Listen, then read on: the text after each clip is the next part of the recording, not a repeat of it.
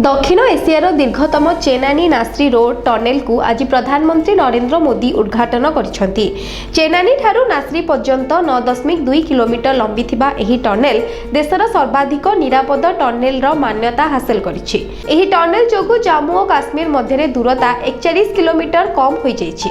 फल प्रति मासरे प्राय 30 लाख टंकार तैल संचय हो पारिबो।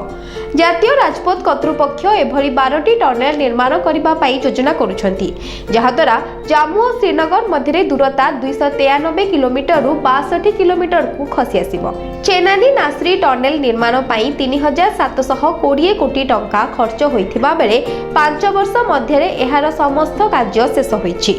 प्रधानमंत्री मोदी एही टनेल भितरे जीप रे यात्रा करथिले एवं मझिरे जीप रु ओल्हाई चाली चाली टनेल को निरीक्षण करथिले।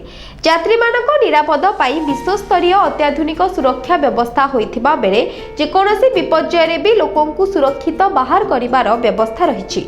समग्र टनेल रो अहरह निरीक्षण पाई 124 टी सीसीटीवी कैमेरा लागिछि। दुर्घटना, अग्निकांड एवं आतंकवादी आक्रमण समय अति त्वरित पदक्षेप पाई अत्याधुनिक नियंत्रण कक्ष स्थापन करा जायछि। जरूरीकालीन समय यात्री माने सूचना पठाइबाकू प्रति 150 मीटर रे एसओएस बॉक्स लगा जायछि, जहाकी हॉटलाइन भली व्यवहार होई परिबो। एथिपई यात्री मानकू केवल एसओएस बॉक्स खोली हेलो कहबाकू पड़िबो। Bureau report, metro TV.